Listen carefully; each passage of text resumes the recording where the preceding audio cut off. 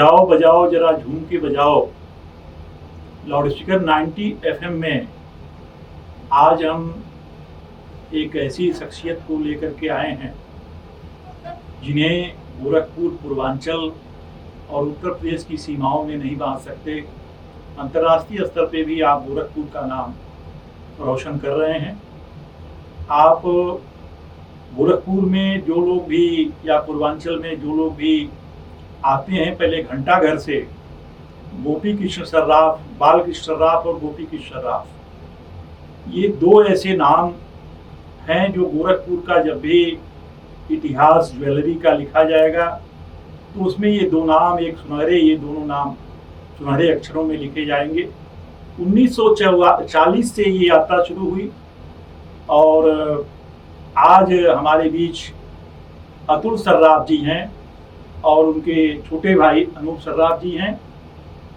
ये दोनों लोग आज बहुत अरसे से हमारी इन लोगों से आग्रह था, ये इतने विनम्र हैं कि हमेशा लाइमलाइट से दूर रहना चाहते हैं। क्योंकि आपके पिताजी बालकृष्ण सर्राफ जी का मैंने बहुत पहले एक इंटरव्यू किया था और उन्होंने जो बातें बताई और जो उनके अंदर जो जीवन मूल्य हैं, जो एक ईमानदारी है, जो एक पवित्रता है, एक जो समाज के प्रति प्रतिबद्धता है, तो वो आज भी इस पीढ़ी में भी दिखाई दे रही है। और अब तो इनकी तीसरी पीढ़ी भी सामने आ गई है। उसमें वंदना जी आपकी पत्नी अनूप जी की हैं। वंदना जी का एक बड़ा सकारात्मक रोल रहता है और उनकी जो सक्रियता है और लोगों को लेके चलने की जो भावना है वो भी अनुकरणीय। बच्चे जो आए हैं आज तीसरी पीढ़ी के, वैभव, सौमित्र और शांतनु, ये पीढ़ी भी आ गई है। तो हम 3 पीढ़ियों से इस परिवार को अब देख रहे हैं, तीसरी पीढ़ी सामने है। लेकिन गोरखपुर का कोई भी काम हो, चाहे वो जब बाढ़ प्रभावित गोरखपुर रहा हो, चाहे कोरोना जैसी महामारी सामने आई हो, या कहीं सार्वजनिक स्थानों पे कहीं शीतल पेय की व्यवस्था हो, या गोरखपुर का जो एक गंदा स्वरूप बना हुआ था, दीवारों पे तमाम गंदी गंदी चीजें लिखी रहती थी, उसको एक साफ करके और प्रकृति के तमाम चीजों को, अच्छे कुछ आदर्श वाक्यों को, तो गोरखपुर के एक तरह से मैं कहूँ तो गोरखपुर के आर्थिक विकास के साथ साथ आपका सामाजिक जो एक उत्तरदायित्व है वो बहुत बड़ा है। आज 500 से ज्यादा लोग आपके एस्ट्रा जो ब्रांड बन चुका है इंटरनेशनल, उसमें 500 से ज्यादा लोग काम कर रहे हैं। लेकिन आज तक कभी कोई ऐसी बात नहीं आई, कभी कोई ऐसा इसके नाम पे न कोई कर्मचारी, और आज भी वही पवित्रता और ईमानदारी की भावना बनी हुई है। तो आप अनूप जी और अतुल जी और अनूप जी दोनों आज हमारे साथ हैं और हम इनका अपने लाउडस्पीकर 90 एफएम के दर्शकों और श्रोताओं की ओर से हार्दिक अभिनंदन करते हैं। देखिए, जीते तो सभी लोग हैं, लेकिन जो औरों के लिए जिए उसे ही जीना कहते हैं। तो पिताजी बालकृष्ण सर्राफ ने जो काम और गोपी श्री सर्राफ जी ने उसको शुरू किया था, उसको किस रूप में आज आप लोगों ने शुरू किया है, तो अब बातचीत का सिलसिला हम शुरू करेंगे। अतुल जी, आप इतने बड़े बड़े काम कैसे कर ले जाते हैं?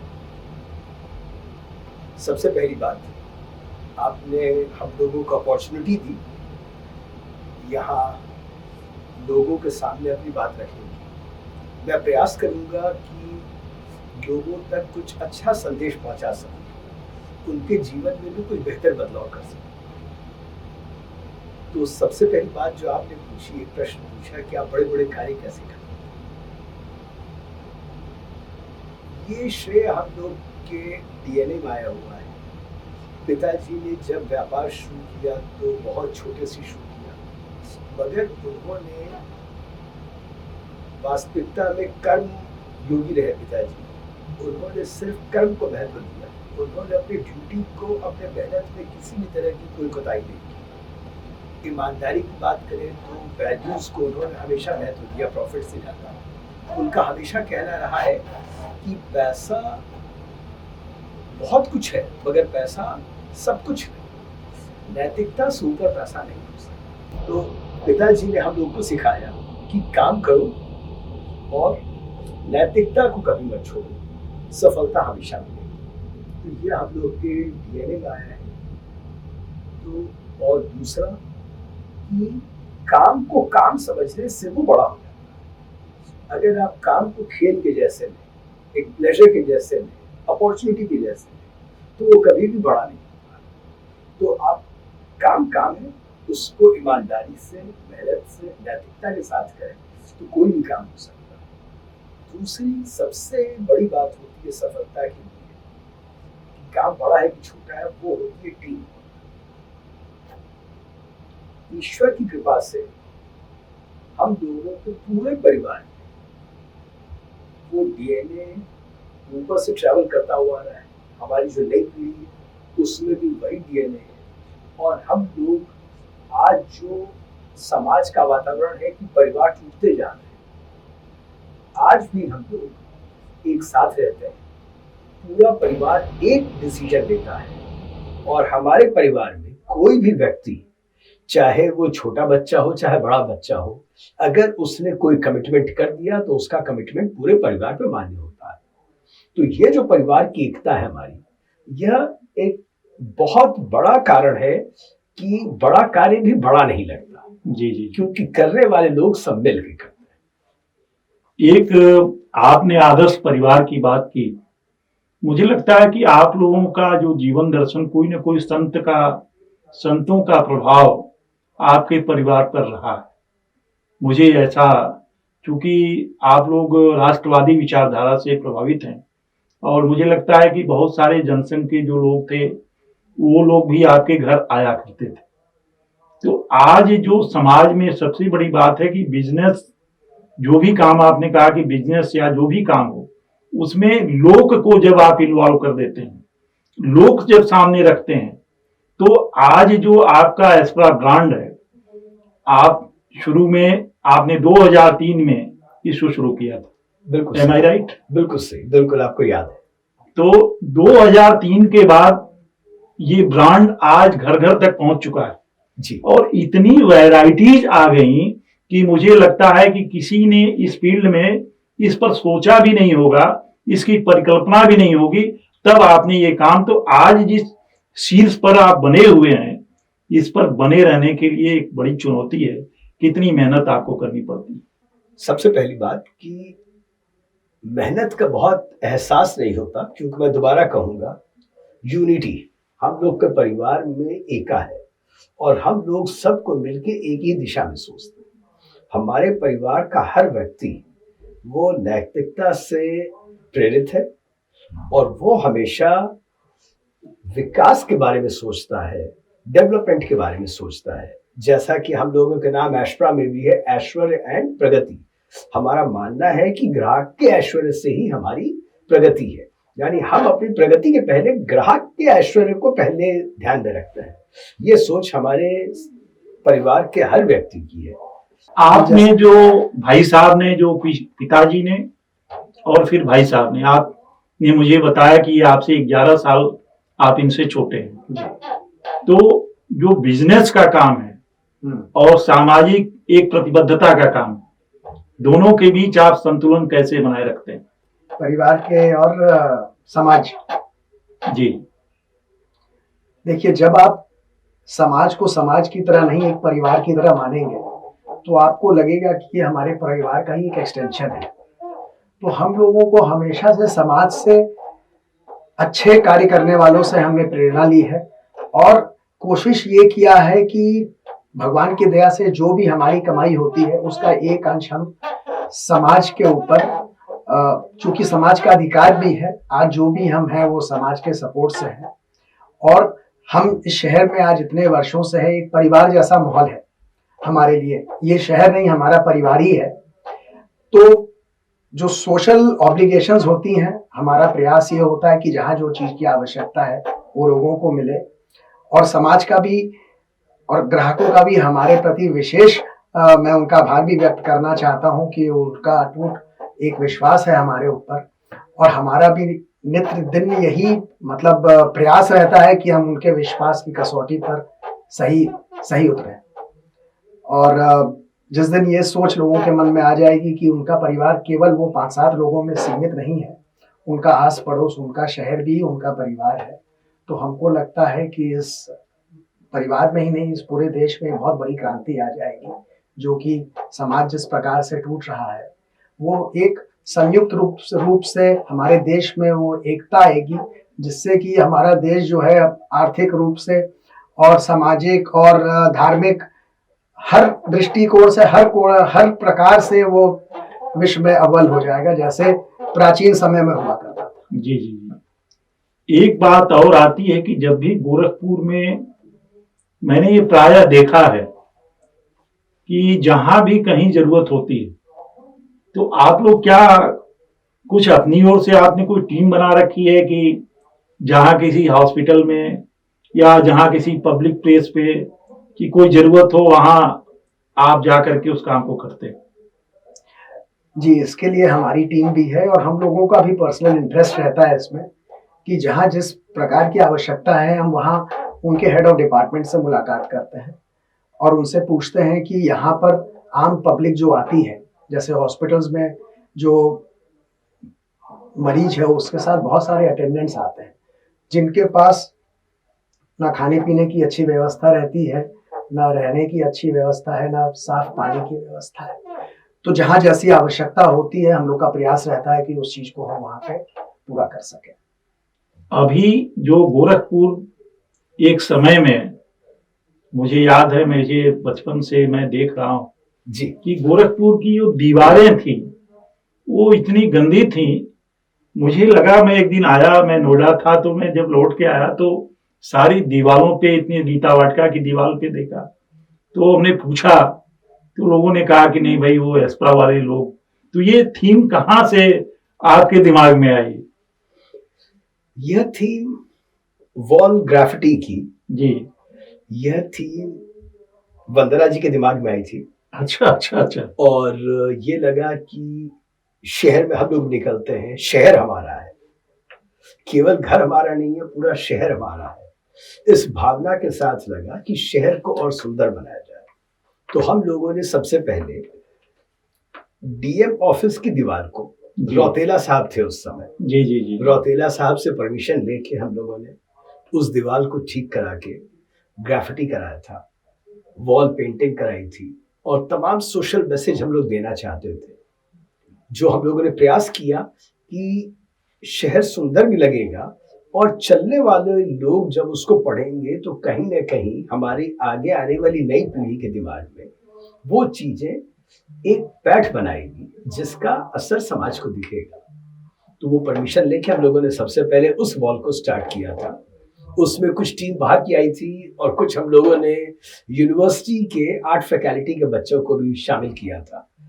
और इसके बाद वो वहां से एक सीरीज शुरू हुई, कई जगह हम लोगों ने कराया और अब बड़ी खुशी की बात है कि इसमें और भी लोग शामिल हो गए, सरकार भी शामिल हो गई, तो पूरा शहर सुंदर लगने लगा। गोरखपुर की जो पूरी विकास यात्रा है, और मुझे लगता है कि बहुत से सारे क्षेत्रों में, जैसे कोरोना काल भी था जी, और जिस समय लोग आमतौर पे अपनों को भी देखने से जाने से डरते थे, एक बड़ा भय का वातावरण था। बिल्कुल सही। लेकिन उस दौरान भी आप लोगों ने, कितनी लोगों की टीम आपने बना रखी थी और कैसे आप लोग सक्रिय थे। हम लोग चूंकि अखबारों में और मैं देखता भी रहता था, जी जी जी। तो ये सारे कार्य, जैसे आपकी कोई सोशल विंग काम करती है क्या? मेरे कहने का मतलब ये कि आप एक बिजनेसमैन हैं, लेकिन मुझे लगता है कि आप बिजनेस पे तो आप ध्यान रखते ही रखते हैं, लेकिन समाज में क्या हो रहा है, कहाँ क्या जरूरत है, कहाँ से हम क्या अप्रोच करके लोगों को राहत दे सकते हैं, इस पे भी आप लोग काम करते रहते हैं। तो क्या कोई विंग आपकी काम करती है इस पे?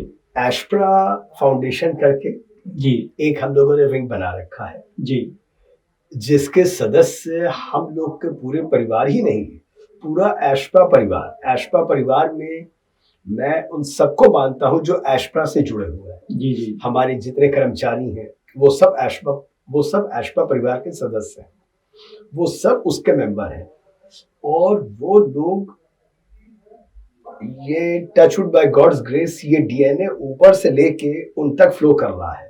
वो लोग खुद बहुत डेडिकेटेड रहते हैं कि किस तरह से सोशल वर्क किया जाए, और सोशल वर्क क्यों ना किया जाए। हर इंसान की पहचान समाज से होती है, समाज के बिना किसी इंसान का कोई वजूद नहीं है। आज हमको जो भी मिल रहा है वो समाज से मिल रहा है, तो अगर हमको समाज से मिल रहा है तो हमारा भी नैतिक दायित्व है कि हम समाज को कुछ लौटा सकें। तो लौटाना चाहिए, क्योंकि अपना पेट तो एक कुत्ता भी भर लेता है।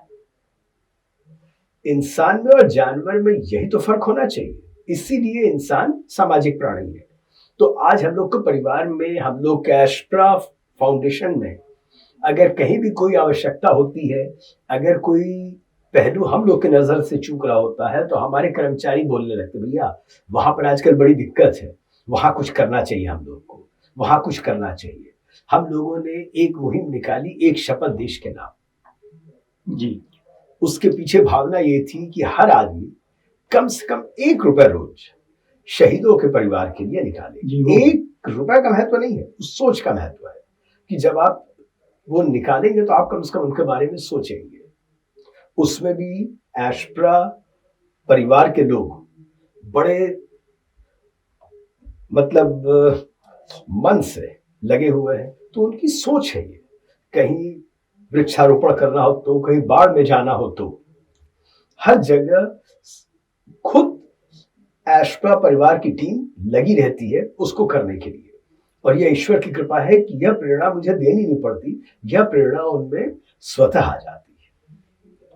अभी आपके पिताजी ने एक कहानी सुनाई थी, जो अपनी जीवन यात्रा का मैंने जो इंटरव्यू किया था जी, तो मुझे बड़ी खुशी है कि जब मैं आप लोगों को देखता हूँ, क्योंकि उन्होंने एक बहुत अपनी जीवन यात्रा की शुरुआत बताई थी, और वो लाइनें मेरे लिए भी वो प्रेरणास्पद हैं। उन्होंने कहा कि मेरे पास इतना किराया नहीं होता था, जब मैं पढ़ने जाता था तो महात्मा गांधी तक मैं कई बार पैदल जाता था। तो आज वहां से जो शुरू किया उन्होंने, और मुझे लगता है कि जो जीवन मूल्य, जिन जीवन मूल्यों को वो जीते रहे हैं और जिस पे वो पूरा कायम रहे हैं, भगवान उन्हें शतायु करें। मुझे उनकी आज उपस्थिति यहाँ भी मालूम हो रही है, क्योंकि एक पवित्र आत्मा है वो, और मैं उनसे मिल चुका हूँ और बार बार उनकी बातें इसलिए मुझे याद आती। तो आप दोनों भाई जिन उन जीवन मूल्यों को बरकरार रखे हुए हैं, ये जो तीसरी पीढ़ी है उसको आप कैसे ट्रेंड कर रहे हैं कि वो पुरानी जो बातें हैं, जो पुरानी अपनी विरासत है, उसको लेकर के वो आगे बढ़ते रहें। अभी तक ईश्वर की कृपा से हम लोग की तीसरी पीढ़ी भी उसी लगन, उसी डेडिकेशन के साथ कार्य कर रही है। और सबसे बड़ी बात कि हम लोगों के परिवार में कमिटमेंट का बहुत बड़ा महत्व है। तो अगर किसी ने कुछ कमिट किया तो वह कमिटमेंट फुलफिल होना चाहिए। समाज के बारे में कभी भी सोचने का अवसर हो तो आज हमारी तीसरी पीढ़ी भी उसी लगन के साथ सोचती है, उसी लगन के साथ मेहनत करती है। मे भी वो हम लोग देखते आ रहे हैं, पिताजी से हम लोगों ने हमेशा प्रेरणा ली। वो जब कोविड का लॉकडाउन लगा था तो उस समय वो 91 साल की अवस्था के थे। 91 साल की अवस्था में भी वो 10 घंटा रोज मेहनत करते थे ईमानदारी के साथ। तो यह चीज हम लोग उस समय से देखते आ रहे हैं, और वो हमेशा हम लोग को पूरे परिवार के लिए एक प्रेरणा रहे हैं और प्रेरणा है। कभी भी हम लोग को कभी आलस्य आता है, थकान होती है, तो उनको देख के लगता है कि जब वो इतना कर सकते हैं तो हम क्यों नहीं कर सकते। तो यह एक बहुत बड़ा हम लोग के लिए एक शेल्टर है, एक दिशा देने वाला उनका जीवन रहा है, जो हम लोग को हमेशा दिशा दिखाता रहता है। अतुल जी की आंखों में हमेशा सपने तैरते रहते हैं। गोरखपुर के लिए आपका क्या सपना है? देखिए, गोरखपुर में एक अभी बड़ी अच्छी अपॉर्चुनिटी चल रही है। परम पूज्य योगी आदित्यनाथ जी महाराज सीएम है, ईमानदार छवि है और बेहद मेहनती। इनकी रूपरेखा में गोरखपुर बहुत तेजी से बदल रहा है। बिल्कुल जिस तरह कृष्ण भगवान ने गोवर्धन पर्वत को उठा लिया था तो सारे ग्वाल बाल अपनी लाठी लगा दी। यह अपॉर्चुनिटी है हम सब शहरवासियों की कि इस डेवलपमेंट के मुहिम में हम सब अपना योगदान करें। उस योगदान के पीछे की सोच निजी स्वार्थ नहीं होना चाहिए। केवल निजी स्वार्थ तो देखिए होगा ही होगा, इंसान है, निजी स्वार्थ होगा, मगर केवल निजी स्वार्थ नहीं होना चाहिए। हमेशा एक ये होना चाहिए कि हम अपने समाज को, अपने शहर को क्या हम दे सकते हैं। और निश्चय ही ऐशप्रा परिवार हमेशा इस तरह से सोचता रहा है और हमको लगता नहीं है, पूरा विश्वास है कि गोरखपुर आगे आने वाले समय में, चाहे एजुकेशन के मामले में हो, चाहे मेडिकल के मामले में हो, चाहे बिजनेस के मामले में हो, वो यूपी के 3 बड़े शहरों में एक होगा। जी जी जी। आपने रियल एस्टेट के क्षेत्र में भी काम शुरू किया है जी। तो शहर के सुनियोजित विकास के लिए आप लोगों की कहाँ कहाँ क्या कर रहे हैं, थोड़ा सा, चूंकि हमारे बहुत सारे जो दर्शक हैं, श्रोता हैं, जी जी जी, वो उनके बीच से भी ये सवाल आया था कि आप जरूर पूछिएगा, तो थोड़ा सा कि आपकी क्या प्लानिंग है, क्योंकि शहर का सुनियोजित विकास हो और लोगों को अच्छे ढंग से रहने का एक आवासीय परिसर मिले, तो इस दिशा में आप क्या कर रहे हैं, आप थोड़ा सा उस पर भी जो है। देखिए, सबसे पहली बात कि गोरखपुर में अपॉर्चुनिटी हमेशा से बहुत अच्छी रही है। जो जियोग्राफिकल जिसकी लोकेशन है वो नेपाल बिहार दोनों के एक तरीके से दोनों बॉर्डर पड़ता है और बिजनेस सेंटर भी इसका बहुत अच्छा रहा है और लोग हमेशा गोरखपुर में माइग्रेट करना पसंद करते रहे हैं। और इस समय तो जो माहौल है वो निश्चय हर आदमी का एक सपना है कि वो गोरखपुर में उसको रहने की अपॉर्चुनिटी हो। इसलिए गोरखपुर में ग्रोथ तो हमेशा रही। पहले अनप्लान्ड ग्रोथ थी, बगैर प्लानिंग के 15 फीट की सड़क, 20 फीट की सड़क काट के प्लॉटिंग कर देना, इलीगल प्लॉटिंग कर देना, इलीगल कंस्ट्रक्शन कर देना। ग्राहकों को एक बार लगता है कि वो उनको सस्ता पड़ रहा है, लेकिन समय के साथ वो महंगा पड़ता है, क्योंकि वो सुविधाएं नहीं मिलती है। पहली बात, उनका मकान का नक्शा नहीं पास हो पाता है जी। दूसरी बात, कभी उनको लोन लेना हो तो उनको लोन नहीं मिलेगा। चौथी बात, कभी बेचना हो तो उसका अच्छा दाम नहीं मिलेगा क्योंकि वो इलीगल कंस्ट्रक्शन है। और पांचवा, प्राधिकरण की तलवार हमेशा लटकती रहती है कि कब नजर पड़ी और वो टूटा। तो हम लोगों ने, हम अभी भी बिल्डर कम और ज्वेलर ज्यादा है। हमारे लिए कमिटमेंट सबसे ज्यादा इंपॉर्टेंट है और दाम जोड़ने में भी हमारा ये रहता है कि हमारी एक कॉस्टिंग है, हमको इतना मार्जिन चाहिए बस, और लोगों को सुविधाएं हम पूरी दे सकें। तो हम लोगों ने सबसे पहले पाम पैराडाइज के नाम से एक टाउनशिप लॉन्च की, जो अपने आप एक पूर्ण टाउनशिप है, जिसमें एक स्कूल का भी प्रोविजन है, हॉस्पिटल का भी प्रोविजन है, मंदिर भी है, कम्युनिटी हॉल भी है, क्लब है और लगभग 1500 लोगों के रहने का अरेंजमेट है। एक पूर्वांचल का सबसे बड़ा मॉल बन रहा है, पाम एम्पोरियो। ये कहाँ बन रहा है? ये सब पाम पैराडाइज परिसर में ही बन रहा है। तो अपने आप में खुद में छोटा शहर है ये जी।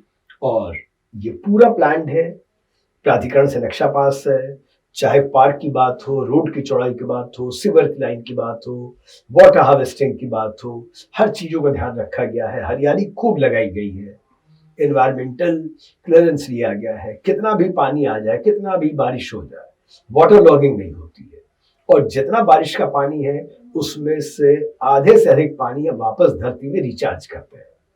तो ये पूरी प्लानिंग के तहत उस टाउनशिप को हम लोग बसाए और बहुत अच्छा रिस्पांस आ रहा है और हमें खुशी है कि रहने वाले लोग भी वहां पे अपने आप को काफी पॉजिटिव महसूस करते हैं, चारों ओर की हरियाली और लेक के सामने होने से। इसके अलावा और भी हमारे कई कॉमर्शियल प्रोजेक्ट्स आए जो काफी बन के कंप्लीट हो चुके हैं, हैंडओवर हो चुके हैं, कुछ प्रोसेस में है। उनकी लिस्ट नाम गिनाना शुरू करें तो बहुत होगा, जी जी। मगर एस्ट्रा के नाम से हर जगह देखा जा सकता है। वो सब लीगल है, लेआउट पास है, नक्शा पास है, और सारे नियम को, चाहे फायर का प्रोविजन करना हो उसका भी हर तरह का प्रोविजन करते हुए हम लोग बना रहे हैं। और जिस तरह ज्वेलरी में हम लोगों ने वन स्टॉप सोल्यूशन दिया है कस्टमर्स को कि उनकी छोटी से छोटी जरूरत हो तो हम पूरा कर सके, बड़ी से बड़ी जरूरत हो तो हम पूरा कर सके, उसी तरह रियल एस्टेट में ये वन स्टॉप सोल्यूशन है। किसी को दुकान की जरूरत है उसको दुकान मिल जाएगा, प्लॉट की जरूरत हो प्लॉट मिल जाएगा, फार्म हाउस की जरूरत हो फार्म हाउस मिल जाएगा, फ्लैट की जरूरत हो फ्लैट मिल जाएगा, किसी को किराए पे रहने के लिए चाहिए, अच्छा वो भी मिल जाएगा। तो वन स्टॉप सोल्यूशन। जी जी जी। ये सारी चीजें ऐसी हैं कि मैं तो अभी आपका अवार्ड की तो अभी मैंने बात ही नहीं की। आपको इतने सारे अवार्ड मिले हुए, नेशनल इंटरनेशनल, और सबसे बड़ी बात है कि आप लोगों के दिल पे राज करते हैं।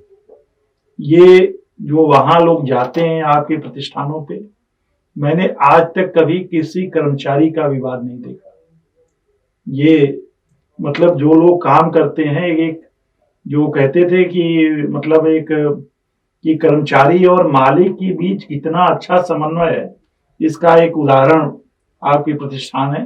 क्योंकि आप घंटा घर से देखिए या अजगुल घर में जहां भी आपके हैं, और लोगों को एक बड़ी संतुष्टि मिलती है। सबसे बड़ी बात की जो पब्लिक ओपिनियन है, भाई हम तो आपको जानते हैं, लेकिन जो नहीं जानते हैं वो जब हमसे बात करते हैं और बताते हैं कि भैया मैं गया था वहां और मेरा ये काम था और बड़े आसानी से हो गया, और वहां कोई इस तरह की चीजें नहीं है, तो निश्चित रूप से ये जो एक बड़ा मिशन है और आपकी लोक कल्याण की जो भावना है कि सबसे बड़ा कि जो आप कर रहे हैं, समाज का भी उसमें एक योगदान है और बिना समाज के हम नहीं हैं, तो ये एक बड़ी भावना है।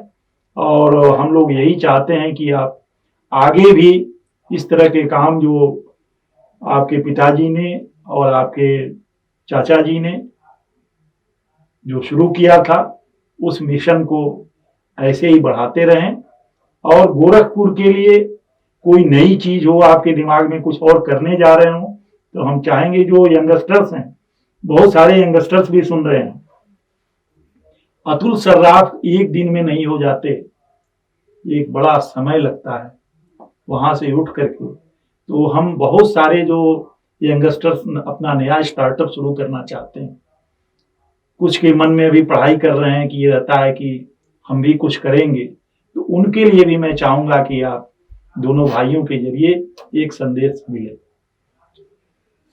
यंगस्टर्स को सबसे पहली बात कि शॉर्टकट आपको जल्दी पहुंचा देता है, मगर बहुत सारी चीजें आप खो देते हैं, और कई बार शॉर्टकट आपको रास्ता भटका देता है। तो जीवन में कभी शॉर्टकट मत लीजिए, अपने मूल्यों पर कभी भी कॉम्प्रोमाइज मत कीजिए। बिल्कुल गीता के उपदेश की तरह कहना बहुत आसान है कि बगैर फल की इच्छा किए हुए काम कीजिए, लेकिन फल की इच्छा नहीं करना उद्देश्य नहीं है। प्रयास कीजिए फल को पाने की, मगर पहले प्रयास में आपको फल मिल जाए ये बिल्कुल जरूरी नहीं। किसी भी बिजनेस को स्टैब्लिश होने में कम से कम 2 साल की कड़ी मेहनत लगती है। जिस तरह एक छोटा बच्चा होता है, पहले उसको सेवा चाहिए होती है, मालिश होएगी, खड़ा होएगा, धीरे धीरे बड़ा होगा, तब वो बड़ा होकर एथलीट बनेगा। तो उसके एथलीट बनने तक धैर्य रखिए, अपना धैर्य मत खोइए, मेहनत करते रहिए। ईमानदारी से मेहनत करेंगे, सफलता जरूर मिलेगी। एक सवाल आपसे, बहुत निजी सवाल है। आप बहुत सारे काम करते हैं समाज के लिए, आपकी लोकप्रियता भी है, आप सारे राजनीतिक दलों में या सभी लोग आपको जानते हैं। कभी क्या कोई मन में कभी राजनीतिक महत्वाकांक्षा नहीं आई? राजनीति की ओर मेरा झुकाव नहीं है। मैं अपने समाज के प्रति अपने कर्तव्यों को ईश्वर से प्रार्थना है कि हम लोगों के परिवार को प्रेरणा देता रहे कि हम लोग समाज के प्रति अपने कर्तव्यों के प्रति जागरूक रहे और राजनीति सामाजिक सेवा के लिए है और सामाजिक सेवा के लिए राजनीतिक पद होना मैं नहीं मानता हूं कि जरूरी है। जी जी, बहुत अच्छी बात। जी जी, ये आपने, चूंकि आज के समय में जो दौर चल रहा है, बहुत सारे लोगों को हमने देखा है, लेकिन ये निश्चित रूप से आप लोगों के संस्कार हैं, आपके पिताजी के, और वो इतने विनम्र हैं। आज इस पूरे परिवार की विनम्रता कि गोरखपुर ही नहीं, जो भी लोग हैं उसके कायल हैं। अनूप जी, आप कुछ कहना चाहेंगे और यंगस्टर्स के लिए, क्योंकि आप बहुत सारी चीजें आप खुद देखते हैं, तो जो आज के जो नौजवान हैं वो बहुत सारा उसके दिमाग में, एक तो ये नौकरी को लेके और दूसरी चीज ये रहती है कि हताशा का भी रहता है कि क्या करेंगे, कुछ चाहते हैं नया स्टार्टअप शुरू करें लेकिन फिर जाके रुक जाते हैं। तो थोड़ा सा यूथ्स के लिए आप क्या कहना चाहेंगे? देखिए, मैं ये कहना चाहूंगा कि आदमी को, जैसे भैया ने कहा, मेहनत करनी चाहिए और थोड़ा वक्त भी देना चाहिए। आप ये सोचें कि ओवरनाइट कोई रिजल्ट आ जाएगा, तो ऐसा बिल्कुल भी संभव नहीं है। और किसी भी प्रकार का कार्य छोटा बड़ा नहीं होता है, आप कितने प्रति उसको डेडिकेटेडली करते हैं। तो बहुत सारे ऐसे लाइव केसेस हैं जो कि छोटे से व्यापार को, आज एक चाय की दुकान को एक ब्रांड बनाना भी, किसी ने तो चाय की दुकान कभी चालू की होगी तब उसने उसको ब्रांड और इतनी ब्रांचेस बनाने के बारे में सोचा। तो काम कोई छोटा बड़ा नहीं होता है, आप कितनी मेहनत से और कितने डेडिकेटेडली उस काम को कर रहे हैं वो ज्यादा महत्वपूर्ण है। और यदि आप किसी जॉब में या किसी सर्विस में भी हैं, तो जब तक आप उस कंपनी के प्रति या उस जॉब के प्रति ओनरशिप नहीं लेंगे, तब तक आप कभी भी तरक्की नहीं कर सकते। अगर आप केवल ये मान करके काम करते हैं कि मैं तो सुबह आऊंगा, शाम को जाऊंगा, 8 घंटे काम करूंगा, मुझे तो ये सैलरी मिल जाएगी और अच्छी बात, और उतने ही वक्त तक मुझे बस समय ऑफिस में व्यतीत करना है, तो आप सैलरी तो जरूर मिल जाएगी पर कभी आपका पर्सनल डेवलपमेंट नहीं हो पाएगा। इसलिए जहां भी आप काम करें, उस काम पे को ओनरशिप अपना मान करके करें। चाहे उसके प्रॉफिट से डायरेक्टली आपको बेनिफिट नहीं हो रहा है, आप एक चाहे सैलरीड एम्प्लॉयड ही क्यों ना हो, पर एटलीस्ट वो आपका पर्सनल डेवलपमेंट तो कर रहा है कि कल के दिन अगर आप स्वयं खुद का भी कुछ काम करते हैं, तो जो शुरू में आपने फाउंडेशन, अपनी जड़ों को मजबूत किया है, तो कहीं ना कहीं आपको बाद में फल देगा। बहुत अच्छा लगा आज आप दोनों लोगों की बातचीत हमने अपने सारे दर्शकों और श्रोताओं को सुनाई, और मुझे लगता है कि बातचीत से बहुत सारे लोग प्रेरित होंगे। आपके फैसला प्रतिष्ठान के लिए और आपकी जो लोक कल्याण की भावना है उसको हम सैल्यूट करते हैं, और हम ईश्वर से प्रार्थना करेंगे कि आप लोग समाज के लिए जिस ऊर्जा के साथ लगे हुए हैं उसी तरह लगे रहें। बहुत बहुत धन्यवाद, बहुत बहुत धन्यवाद।